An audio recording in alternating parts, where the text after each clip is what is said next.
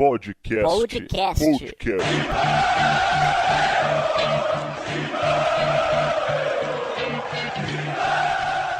Começando mais uma edição do Podcast Timão e um Podcast Timão especial. Chegamos ao número 100.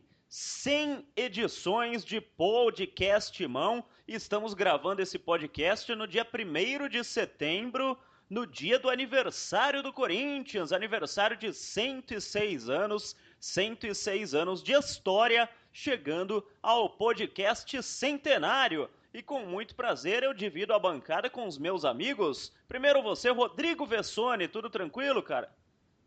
Tudo bem, Belo. Um grande abraço a todos os ouvintes. E não foi nada combinado, né? Ser o número 100, bem no aniversário do clube. E além dessa coincidência aí de ser o 100º programa no aniversário de 106 anos do clube, se a gente lembrar dos nossos anos que a gente estava vindo e relembrando o ano do Corinthians com o número do podcast, esse seria o de 2000, ano do primeiro Mundial de Clubes da FIFA, com aquela campanha muito legal que o Corinthians fez, com aquela final histórica com o Vasco. Foi talvez a última vez que tantos torcedores aqui no Brasil se deslocaram de um estado para o outro. É muito difícil que isso volte a acontecer, pelo simples motivo de hoje todo mundo ser obrigado a dar só 10% no máximo da carga de um visitante. E naquela ocasião a FIFA obrigou o Vasco, na decisão do Mundial de Clubes, a dar 40% para a torcida do Corinthians e 60% para a torcida do Vasco. Então a gente teve ali alguma coisa em torno dos 70 mil pessoas, mais ou menos uns 25 mil corintianos, e é difícil que isso aconteça novamente, de tanta gente como visitante, a não ser que aconteça, vamos dizer, que você enfrente no último jogo de um ponto corrido, no penúltimo, o América Mineiro, e aí sim é o seu jogo do título, há uma mobilização, não vai ter ninguém do outro lado mesmo. Pode ter um outro Mundial no Brasil, né, Vessone? Também, enfim, se fosse o caso, também, mas realmente é difícil que aconteça. Eu acho que não ia acontecer uma coisa, talvez não 25 mil, mas o ano passado, aquele jogo Corinthians e Vasco, o jogo do título, que no final virou o jogo do título, ele só não foi no Maracanã, com o Vasco ali meio mal, tal, porque teve um show de rock no Maracanã, mas a própria administradora do Maracanã estava desesperada para colocar esse jogo lá, e ela ia dar todo o gol norte inteiro, o setor norte do Maracanã, para a torcida do Corinthians, que cabia 22 mil pessoas. E assim, eu conheço muita gente que teria ido para o Rio se fosse no Maracanã. É que São Januário foi todo mundo desistindo, mas olha, se fosse no Maracanã, eu acho que daria por ser o jogo do título, uns 15, quase uns 18 mil corintianos, acho que daria naquela mesmo sendo de quarta-noite, viu? E eu trago para essa discussão Vitor Guedes, ótima lembrança do Rodrigo Vessone. No programa 100, a gente pode falar do título de 2000, o primeiro Mundial do Corinthians. Aliás, onde você estava no dia da final Corinthians e Vasco da Gama, Vasco e Corinthians, hein, Vitor Guedes? Bom dia, boa tarde, boa noite. Foi uma boa noite, boa tarde centenário do Rodrigo Vessone, demorou 100 minutos. Eu estava no Diário Lance, onde Rodrigo Vessone trabalha hoje.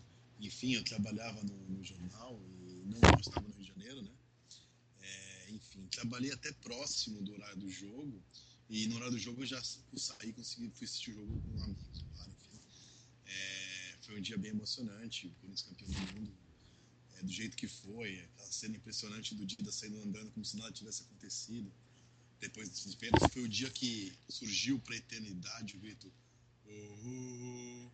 todo poderoso Timão. Foi naquela invasão, né, a segunda, que surgiu isso. E hoje, 1º de setembro, né, um dia que eu sempre me emociono de verdade. Escrevi até isso hoje no meu Facebook.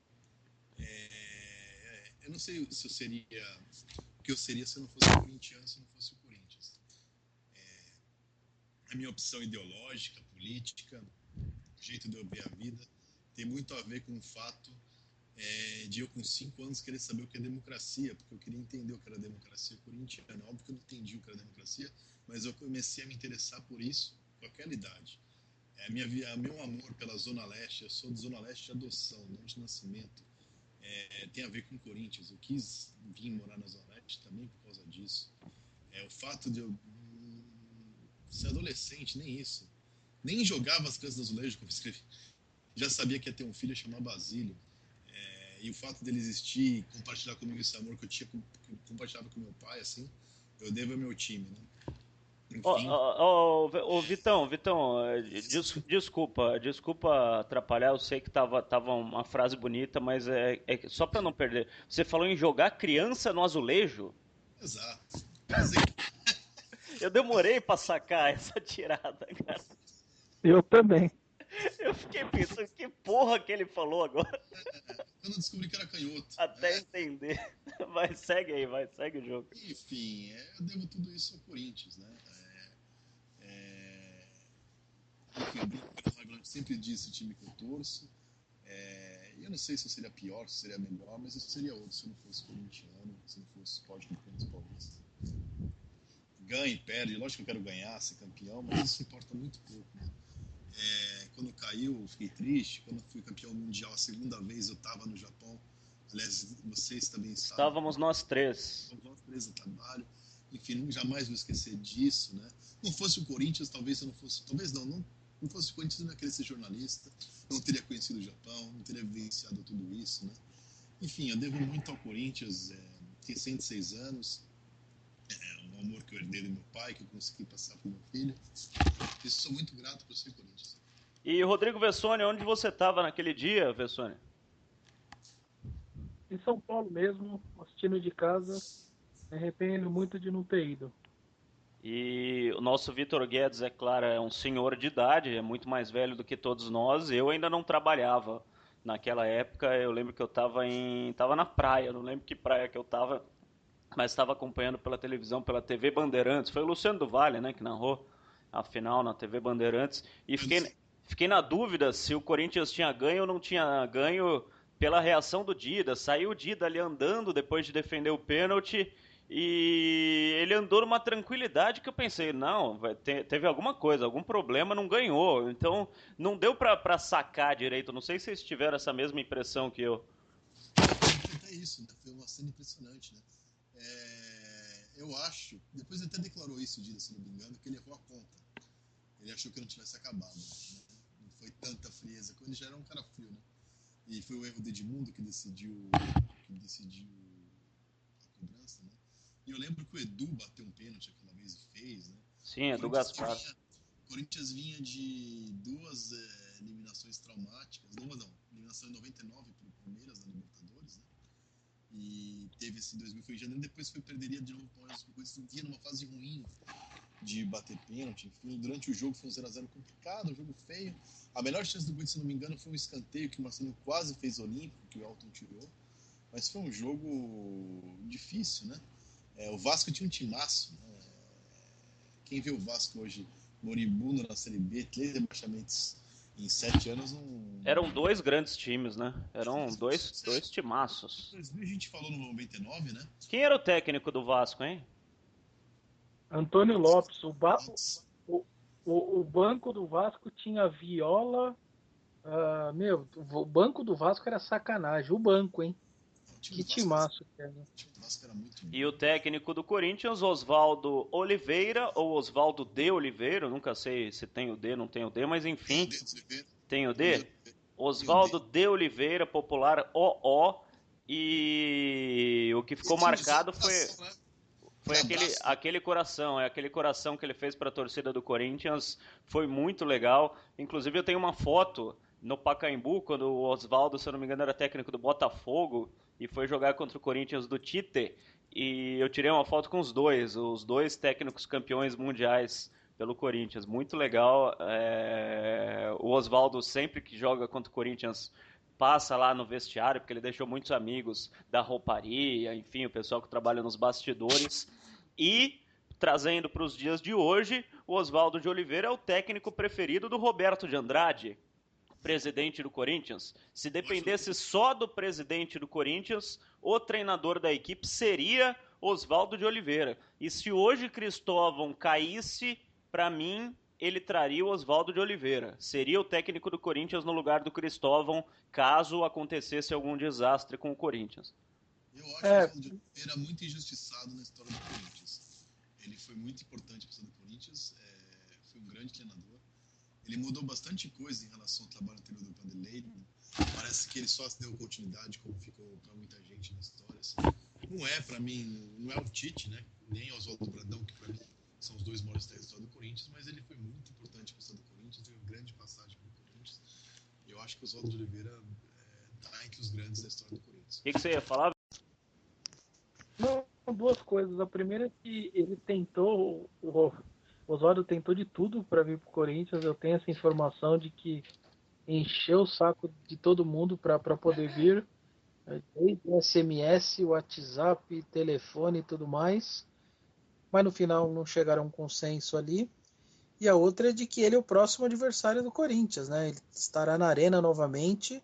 É verdade. Ele que costuma pelo esporte, né? E ele, as duas vezes que ele foi na Arena, ele foi muito bem, assim, porque no 2-2, aquele Corinthians e Palmeiras, ele virou um jogo que o Corinthians virou 2-1, quase fez o 3-1 com o Renato Augusto, mataria, e ele fez umas substituições ali, deixou o time mais pra frente, etc. Deu uma encurralada no Corinthians, empatou e levou para os pênaltis. E no 2-0 também, ele armou muito bem, era uma semana meio conturbada do Corinthians.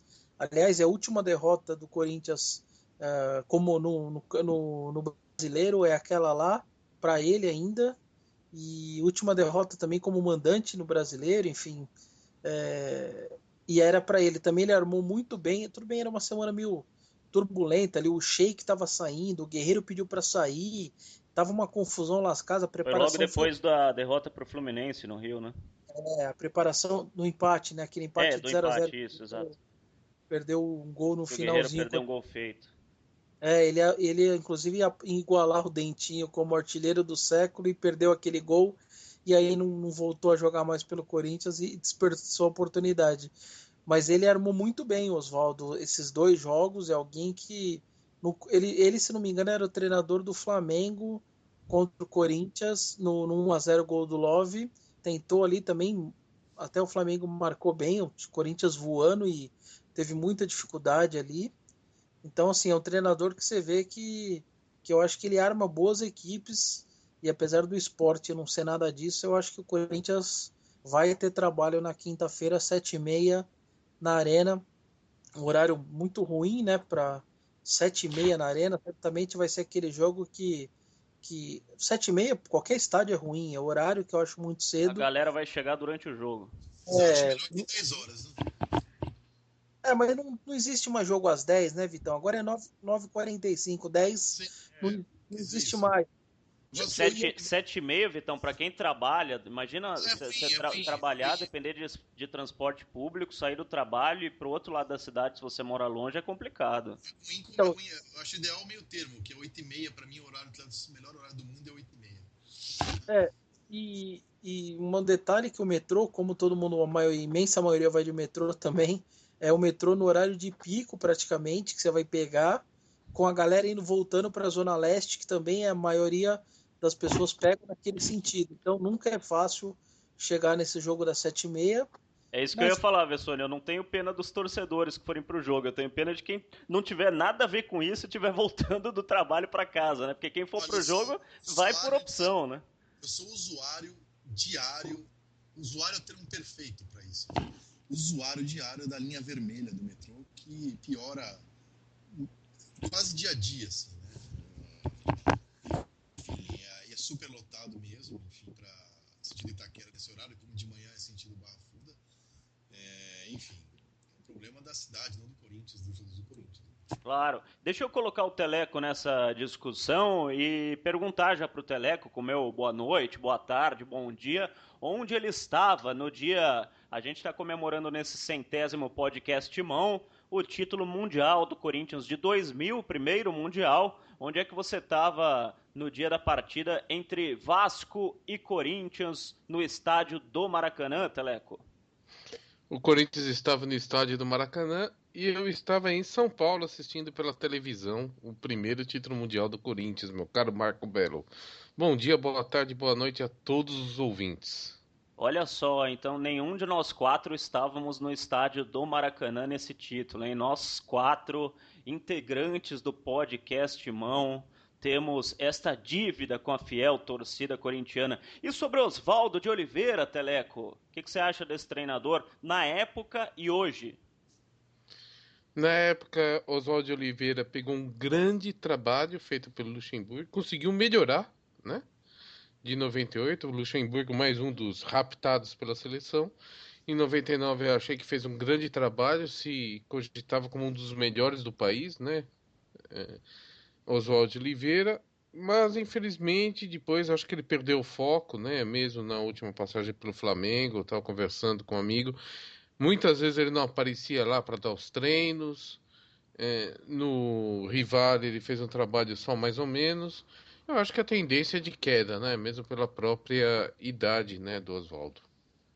Mas não sei não se ele não pode pintar qualquer dia novamente no Corinthians por causa daquilo que a gente falava e o Vessone trouxe uma informação importante, que o Oswaldo quis voltar e conhecendo o presidente do Corinthians como eu conheço, ele adora o Oswaldo de Oliveira, é amigo de ir para casa, de ir em churrasco, enfim, é amigão do Oswaldo de Oliveira, os dois, como disse o Vessone, trocam WhatsApp, mensagem direto. Deixa eu ver aqui o pessoal que está participando conosco pelo Twitter do Podcast Mão, Thalisson Alencar escreve aqui pro Teleco, falando que quem não ilude é o Podcast Mão. Obrigado, Thalisson Alencar.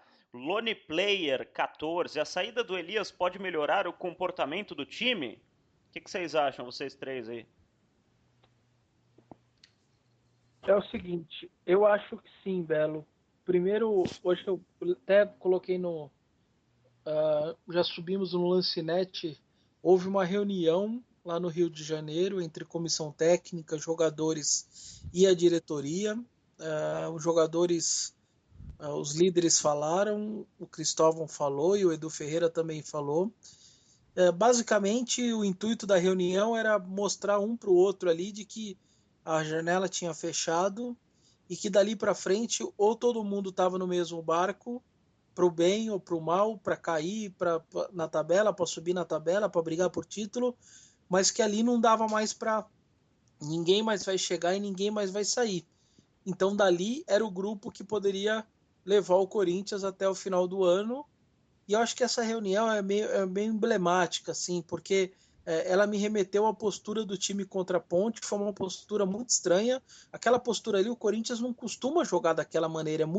Faz anos que eu não vejo o Corinthians jogar daquela maneira, assim. Mas você acha que o Elias estava de má vontade por causa do problema com a torcida? Enfim, você acha que ele estava sendo uma coisa negativa para o grupo? Então, assim, o que eu acho, por exemplo, se cobrou, por exemplo, do São Paulo, essa postura que o Corinthians mostrava, o São Paulo é criticado nos últimos 8 anos várias vezes por essa postura, mas o Corinthians não, o Corinthians nunca teve essa postura. Eu não me lembro de jogo daquela postura, por exemplo. O último foi contra o Flamengo, aquele da entregada lá, né, no Campeonato Brasileiro, que o Felipe não... Foi o último, eu acho. Mas aquela foi o Felipe, né? Personagem único, não foi a equipe Não inteira. só o Felipe, o Jusilei, vários outros que não correram naquele jogo. O jogo contra a Ponte me lembrou esse jogo, Vessone, por isso que eu tô lembrando.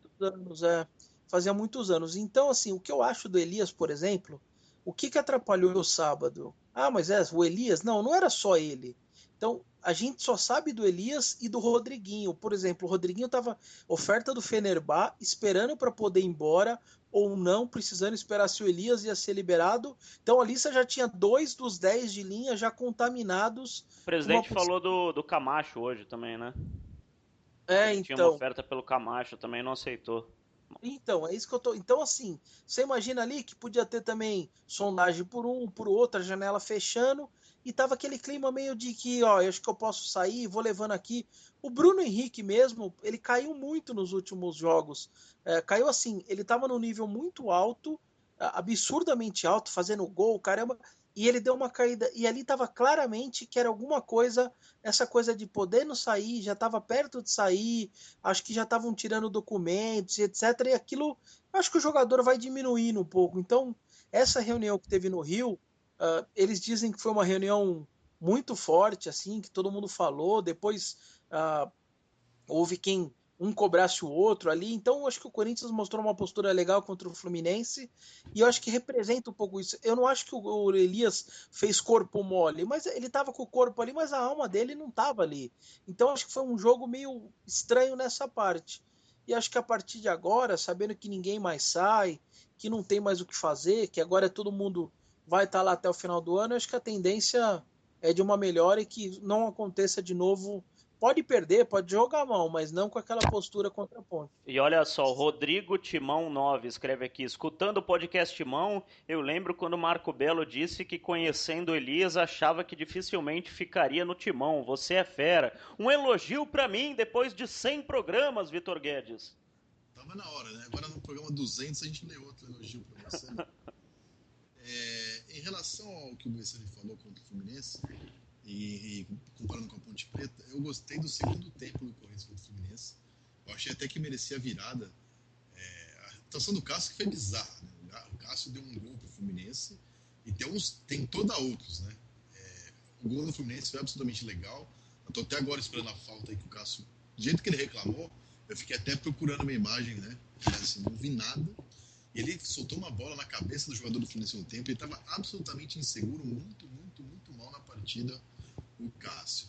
E o segundo tempo foi muito bom, não pela entrada do Luca, mas pela saída do Guilherme, né? Que o jogador que não tem posição, não corre, não tem alma.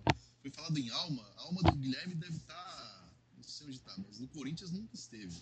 É um jogador sem alma. Até quando ele joga bem, ele é irritante, porque ele não tem alma, não vibra. É um Roger que não pega Galisteu, eu já disse isso aqui outras vezes. Não serve pra muita coisa. Não dá pro Guilherme jogar no Pode virar comentarista depois, né? Não sei. Agora, em relação ao que o Corinthians foi falando de vontade, realmente mostrou vontade no segundo tempo. Agora, assim, não é isso que vai pagar uma coisa. O time do Corinthians é fraco. Contra a Ponte Preta, um time fraco, sem alma, é morto, né? Mas, assim, o Fluminense também vinha de uma derrota, o Palmeiras jogando muito mal. Agora, o Corinthians precisa reforçar, ele não vai reforçar mais, acabou a janela, mas o time do Corinthians, não é por causa desse bom empate, tem agora que jogar tudo assistindo na Copa do Brasil, porque tem grande chance de passar pelo Fluminense. Aí vai depender do sorteio, quem vai pegar ou não, mas enfim, só passou time grande, vai ser difícil, mas no Brasileirão, com esse elenco, sem zagueiro, o Iago comprovado que é fraco. Agora, a boa notícia pra mim foi a atuação do Léo Príncipe, não sei o que vocês acharam. Foi muito bem e não é a primeira vez, não é surpresa, porque todas as vezes que o Léo Príncipe jogou bem. Eu achei que na base ele foi muito bem, só que não foi tão bem no Oeste, no Paulista, os jogos que eu vi e jogou, não gostei muito.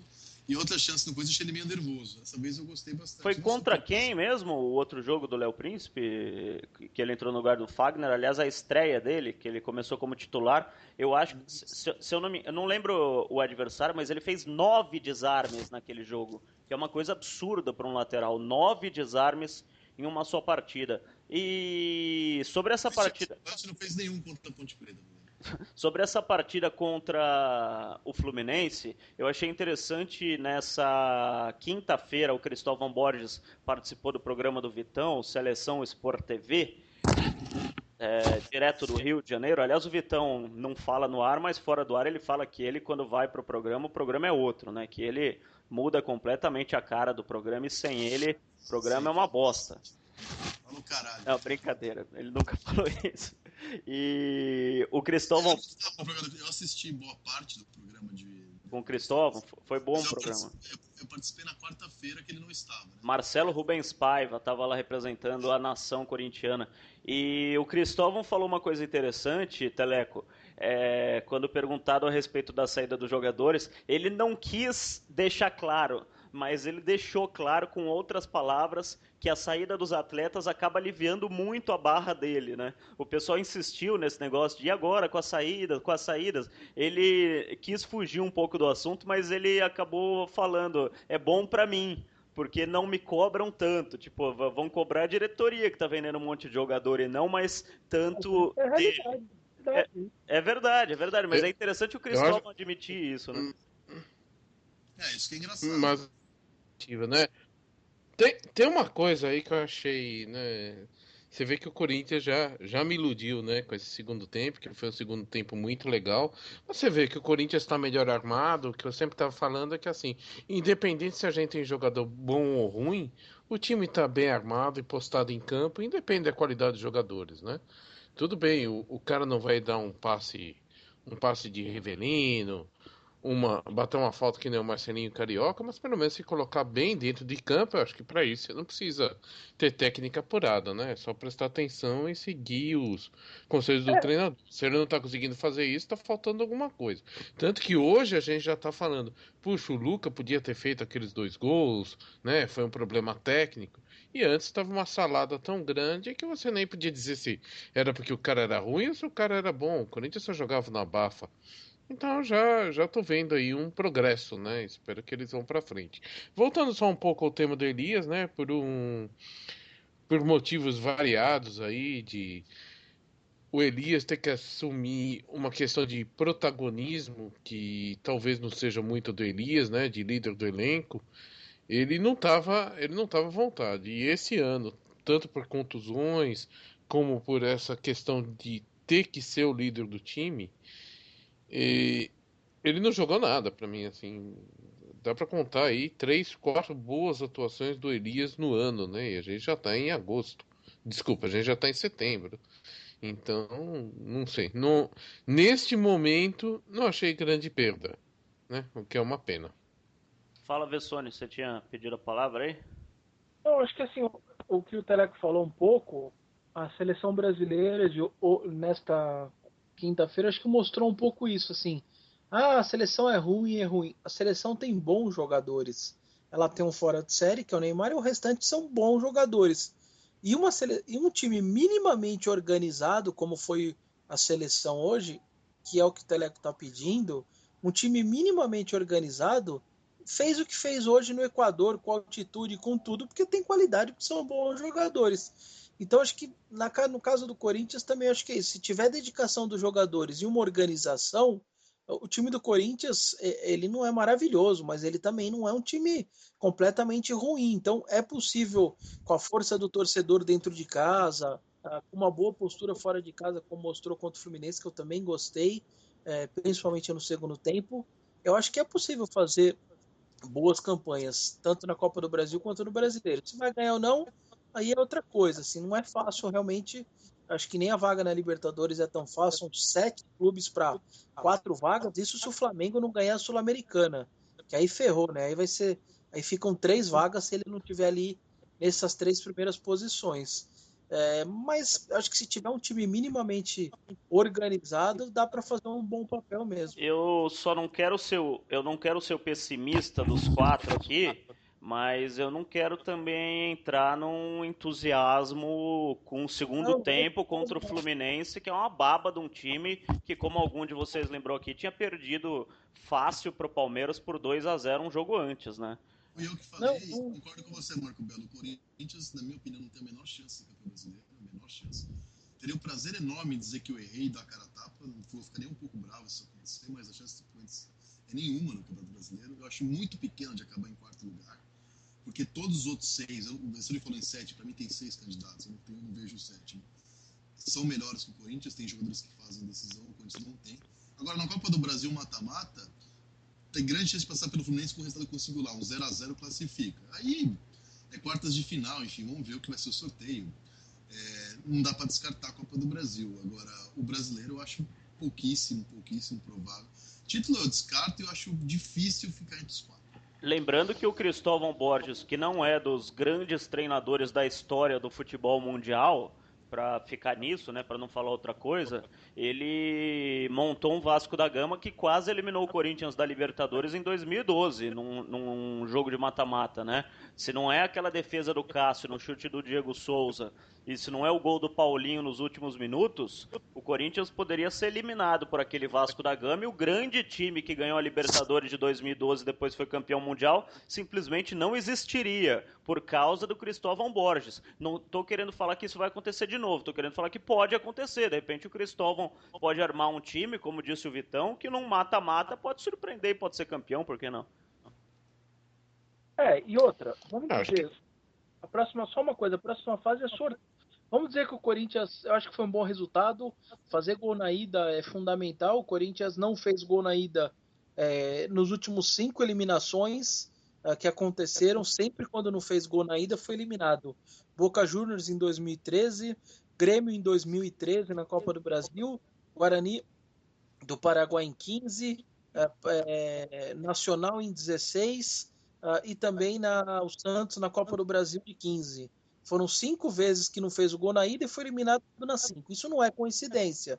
Interessa se é dentro ou fora de casa. Não fez na ida e se lascou na volta. Então, assim, o gol foi fundamental para que tenha uma tranquilidade até de tomar um gol na arena também, etc. Vamos dizer que o Corinthians passe do Fluminense, o que é possível estando dentro de casa com o resultado do primeiro jogo.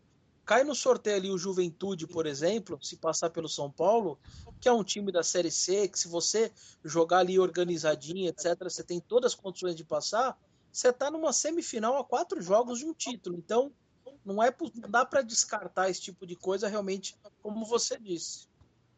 Fala, Teleco. Acho que tem uma coisa aí que o que aconteceu, né, para o bem ou para o mal, a Copa do Brasil não é mais um campeonato importante como já foi, né? Os times não se dedicam tanto. Você pode ver que em praticamente todas as Copas do Brasil recentes foram por times que não estavam na ponta do brasileiro, né, que levaram. Então isso daí é uma coisa bem que demonstra bem, né, como já não tem mais tanto interesse a Copa do Brasil, é mais pro time que tá mal no Brasileirão, que é a mesma coisa que tem acontecido com os regionais. Agora daí o Corinthians levar, acho que a gente ainda tá longe aí de poder fazer um prognóstico aí, de repente pinta alguma coisa aí. O que eu achei legal, né, independente da qualidade do Fluminense, é que o Corinthians mostrou que tá vivo, pelo menos, né, porque antes tava uma salada, tinha muito torcedor apostando que ia tomar um vario do Fluminense. O Fluminense vai não tá grandes coisas, mas pelo menos o Corinthians mostrou que tem um mínimo de organização, que tem vontade de vencer jogos. Então, isso que dá um pouco de ânimo pra gente, o desempenho. Antes da gente palpitar para a partida contra o Sport, queria saber o que vocês pensam dessa renovação do Danilo. Eu não tenho nada contra o Danilo, aliás, é uma ótima pessoa, um puta cara, um cara simples, batalhador, honesto, ganhador. Porra, ganhou título pra cacete na carreira, um dos maiores injustiçados em termos de seleção brasileira da história do futebol, enfim, estou falando tudo isso para dizer que eu não concordo com a renovação do Danilo até dezembro de 2017. Não é um cara que ganha pouco, até por tudo que ele fez, ele é um dos maiores salários do elenco, não joga quase partida nenhuma, ele entra no decorrer de alguns jogos, ou seja, é um cara para constar e para resolver algumas partidas que estão ali, que o Corinthians precisa segurar a bola, que precisa manter a posse no final, enfim. É como se fosse um Williams para entrar de volante para segurar a paulada ali no final. É o uso que o Danilo tem ultimamente. O clube está diminuindo a folha salarial, mandando gente embora para diminuir a folha salarial e renova por mais um ano por causa da gratidão ao Danilo, porque eu não vejo outro motivo para renovar por um ano. Então, fora esse negócio da gratidão, da humanidade do presidente para com o Danilo e tal, vendo tecnicamente e falando de futebol, eu discordo completamente dessa renovação com o Danilo. Não sei o que vocês acham. Olha, eu discordei já da última. Da última, antes dessa. Né? Já não dava mais para renovar. Como não dava para renovar com o Sheik, que renovou uma vez.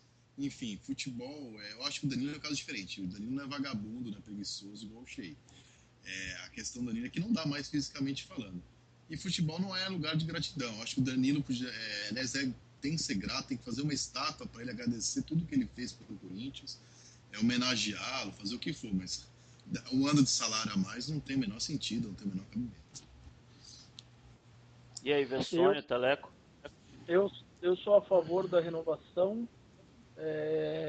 Primeiro, por respeito a alguém que está há 7 anos do clube, que conquistou 6 títulos, que fez mais de 30 gols. Vladimir e Zé Maria também jogaram bastante. Vai dar um contato com o Vladimir e o Zé Maria? Não, mas eles não quebraram a perna e vão ficar 7 meses Mas é até março. quase meio milhão por mês, Vessone, por Se não 12 quebrasse a meses. perna, ele é aposentadoria. Ele é aposentador. Ele tem Não é, condição de... não é tudo isso. Ele não ganha tudo isso. Ele não é um dos maiores salários. Não era. Era o Elias o maior salário do. Ele não é um dos maiores salários, mas independentemente disso, a recuperação dele vai até março. Então você não tem o que fazer. Você teria que estar com ele até março. E eu acho que é justo da parte. É um cara muito profissional. Mas um ele cara não vai deixar de receber salário até março, Vessone. Fazer caridade com o dinheiro dos outros, né? Querer fazer com o próprio dinheiro, né? Pelo que você está falando, parece que ele não ia receber enquanto ele está machucado. Ele receberia normalmente, Vessone. Ok, mas ele iria receber e eu acho que ele tem motivos e condição de ficar para o Corinthians mais um ano.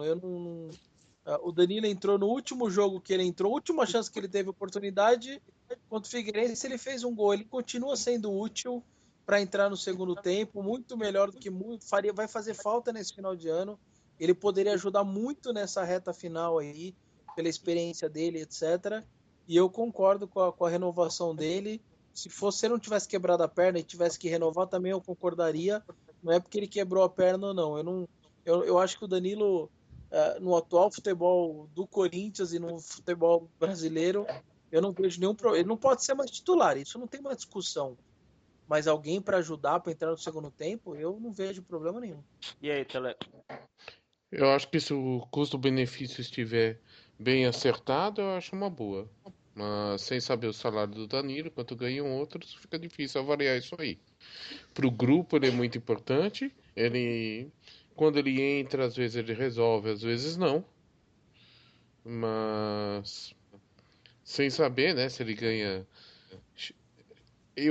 se ele ganha salário de titular e fica na reserva, acho uma péssima renovação. Eu não, Se ele, eu não se vou ele ficar ganha falando um pouco mais de reserva, não vou ficar tudo falando de bem. salário de jogador aqui, até porque não é nosso papel. Mas você acha realmente que o Danilo ganha menos que o Iago, menos que o Fagner, que seja, menos que o Christian não, o Christian ganha mais que ele, mas menos que o Bruno Henrique ganhava, menos que o Luca, ele não ganha menos que 80% dos titulares do Corinthians, tá ligado? Pois é. Então, nesse caso, o custo-benefício tá ruim e a gente não tá bem, né? Eu gosto muito do Danilo, mas é só ver onde que a gente tem jogador de 38, 39 anos jogando em time grande, né? Pelo menos não tá como titular. E eu acho o seguinte, o Danilo já falou em mais de uma entrevista que ele quer jogar até os 40 anos de idade. Eu acho uma falta de inteligência da parte dele, pensando em futuro, porque ele poderia agora terminar em dezembro o contrato dele, se encosta lá no Corinthians. A gente sabe que o Corinthians é um time que faz isso, né? Fez com o Edu, fez com o Alessandro, faria com o Danilo, arrumaria um cargo para ele lá e ele ficaria o resto da vida ganhando dinheiro lá dentro. Se ele for querer jogar até os 40 anos de idade, não vai ser no Corinthians.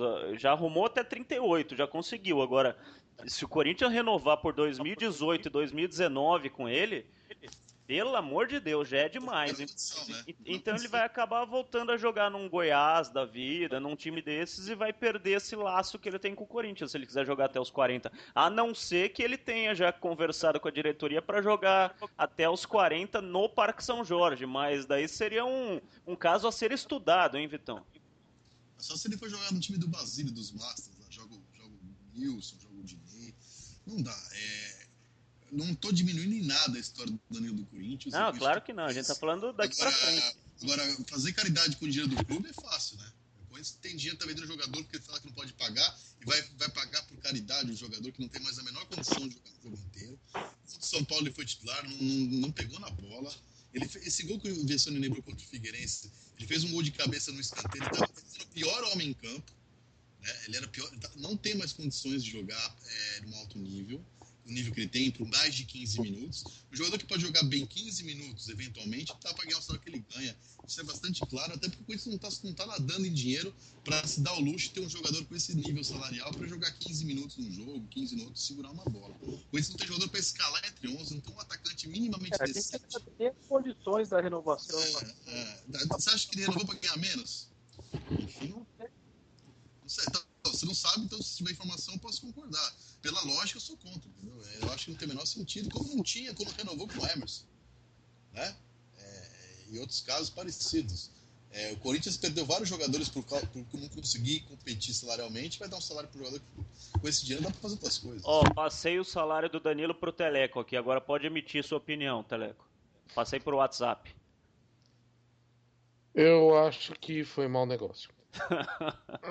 Você falou que não sabia, eu te passei o salário para você poder opinar com uma forte base, né? Mas enfim, eu respeito a opinião do Vessone, concordo. Esse é o salário. Esse é o salário dessa renovação também, Marco, ou não? Dessa renovação, como disse o Vessone, a gente não tem informação sobre como foi feita esta renovação, mas esse é o salário que ele recebe hoje, nesse contrato. Nesse último contrato, que ele recebe há pelo menos uns 4 anos esse salário. Exato. Mas enfim. Porque inclusive falaram que ele tinha diminuído o salário na renovação. Não foi isso que aconteceu. Você não pode diminuir o salário. Você pode até diminuir direito de imagem e outras coisas, mas você não pode diminuir o salário. Mas enfim. Oi, Vitão. Isso é CLT, lei do país, não pode. Claro. Para finalizar, a gente respeita a opinião do Vessone. Só uma coisa, eu não sei se o Temer acabou com isso também, né? Porque ele já anunciou a reforma da Previdência. Não sei se deu tempo dele acabar com a CLT também de um dia pro outro. Tem muito ouvinte que vai concordar. Se não acabou com a CLT, não pode diminuir o salário de um ano pro outro. Tem muita gente que vai concordar com a opinião do Vessone e eu peço pro ouvinte do podcast Timão escrever no Twitter se você concorda com a renovação, se não concorda com a renovação, e no próximo podcast Timão a gente passa também a sua opinião. Você pode concordar com o Vessone, concordar com o Vitão, com o Teleco, comigo, discordar de todo mundo. Fica à vontade aí pelo Twitter para mandar a sua opinião. E para finalizar, palpite pro jogo contra o Sport. Para mim, 2-1 Corinthians. E aí, Vessone? Tá cedo, não tá? Oi? Tá cedo o palpite. O jogo é quinta que vem. É verdade. Vai ter outro podcast mão, né? Mas eu já deixei meu palpite, 2-1 pro Corinthians. E depois vocês deixem o palpite de vocês. Hoje é quinta, vai ter um podcast segunda-feira, verdade. Segunda-feira, publicar na terça-feira. Publicar na terça, daí a gente deixa o nosso palpite para a partida contra o Sport. Mas enfim, então, suas considerações finais, Rodrigo Vessone? Não, foi um bom resultado lá no Rio de Janeiro. E agora é voltar e se armar aí pro Campeonato Brasileiro. Tem um jogo em casa, importante, fundamental para ganhar, porque depois vai sair 2 vezes. Um grande abraço aí a todos. E uma pergunta simples para você se despedir, uma pergunta tranquila, assim, de fácil resposta. Como a gente está gravando o podcast no aniversário de 106 anos de história, qual o maior jogador da história do Corinthians, Rodrigo Vessone? Aqui eu vi Marcelinho. Beleza. Que eu tenha visto em campo também Marcelinho. Que eu tenha visto em campo. Mas pelas histórias de nossos pais e de todo mundo, e pelo que a gente entende e que a gente estuda, Rivelino. Maior jogador, mas que eu tenha visto da minha geração para cá, Marcelinho. Vitor Guedes, a mesma pergunta então para você, para finalizar. Bom, o maior ídolo que eu tive de arquibancada como torcedor foi o goleiro Ronaldo. O maior jogador para mim da história do Esporte Clube Corinthians Paulista, por tudo que representa a sua história, pelo seu Corinthians do time do povo, o time da democracia, o time que lutou por direitos, é Sócrates brasileiro, que representa o que o Corinthians foi, um time acima do futebol, um time que lutava por tudo, que liderou o país. Nesse momento é bom lembrar e falar em democracia, no momento que nós estamos vivendo. Então, por tudo que representou e representa para a história do futebol, pelas posições que teve, o Corinthians é muito mais que um time, né? Eu acho que o Sócrates foi o jogador mais emblemático da história. Só, Vitão, parando um pouquinho, a gente está falando de maior jogador, maior ídolo, eu concordo. Meu maior ídolo no Corinthians é o Sócrates, a maior jogador da história. O maior jogador da história eu não sei dizer, é muito período. Para mim, o meu filho chama João Roberto Basílio, meu filho chama só Basílio. Para mim, que foi, nem vi jogar, eu tinha 8 meses e 17 dias quando fez o gol. Mas é muito individual o momento. O Marcelinho foi um grande ídolo. Neto, para mim, meu título de adolescência, eu tinha 13 anos em 90. O Neto tem o título brasileiro praticamente sozinho. O Ronaldo, pelo que representou. O Rivelino, no período de fila, enfim. Luizinho, que foi o grande ídolo dos anos 50, quando conheci um timaço. É muito difícil falar de 106 anos de história se a gente viveu as últimas 2, 3 décadas apenas, né? Enfim, que eu vi jogar, o que eu gritei muito na arquibancada foi Ezequiel. Enfim, cada torcedor tem a sua história. O título que eu mais comemorei na arquibancada foi em 95, o Paulistão. Gol do Elivelton. Gol do Elivelton, enfim, o Marcelinho jogou muito, fez um gol de falta. Assim, o Corinthians tem essa coisa que é uma marca nossa do Corinthians, do corintiano, que é idolatrar muito mais o time do que um jogador.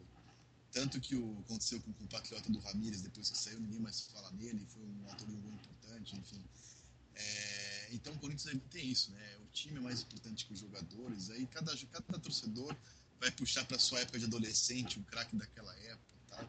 Para mim o Neto foi mais ídolo que o Marcelinho, porque, enfim, Ronaldo foi muito ídolo meu, mas pelo que representa na história, se tivesse que botar um jogador na história do Corinthians, eu botaria o Sócrates. Beleza, Vitor Guedes, boa noite para você. Vai pra rua marchar, que eu sei que você tá querendo, e até o próximo podcast, Mão.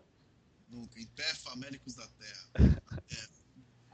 Bom dia, boa tarde, boa noite. Meu palpite é Brasil 2, Colômbia 0. Depois falamos de Corinthians Esporte. Mas isso aqui é o podcast Brasil agora também? A gente vai falar de seleção brasileira? Se dane a seleção brasileira.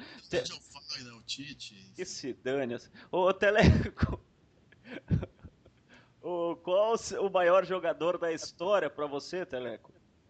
Não maior ídolo, maior jogador. Melhor jogador. Desde 1910 eu consideraria o Neco com o Teleco muito próximo. Até por uma questão pessoal, né? Não, é porque realmente Teleco tinha uma... Você tem os direitos dos name rights. Que é isso, por favor. Não chego nem aos pés do Teleco. Na verdade, agradeço o Teleco e os poucos contatos que tive com os familiares ficaram todos contentes, né, com a homenagem ao craque. Mas Teleco tinha uma média de mais de um gol por jogo. E ainda teve jogos que o Corinthians fez 5, 6, 7-0 e o Teleco jogava, provavelmente fez alguns, mas não foi registrado, né? Então essa média deve ser maior ainda. Como jogador, o jogador que eu vi em campo, que para mim que era o melhor do país na época, e era uma época que todos os grandes jogadores jogavam aqui, era o Sócrates.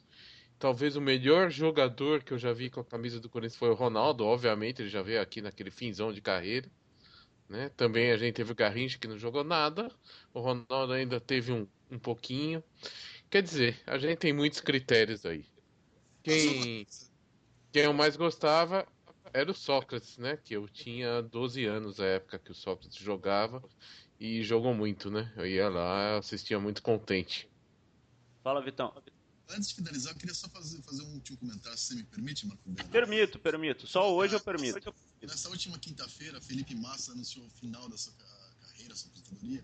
Eu queria dizer que eu detesto Fórmula 1, né? Mas um dos dias mais felizes da minha vida foi quando ele perdeu o título na última volta.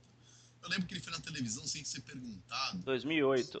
Para comemorar o rebaixamento do Corinthians, né? Então quero dizer que ele chupa que ele acabou sem ganhar porra nenhuma. Adeus, Felipe Massa. Boa noite pra você.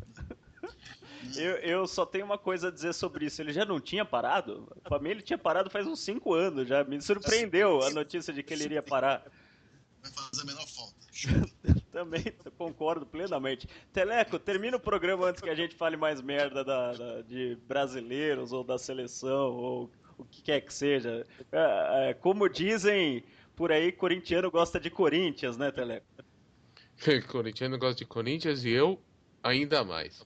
Faltam 10 minutos para o fim do aniversário do maior clube do Brasil, o maior clube do mundo, o maior clube do universo. Parabéns, Corinthians, 106 anos.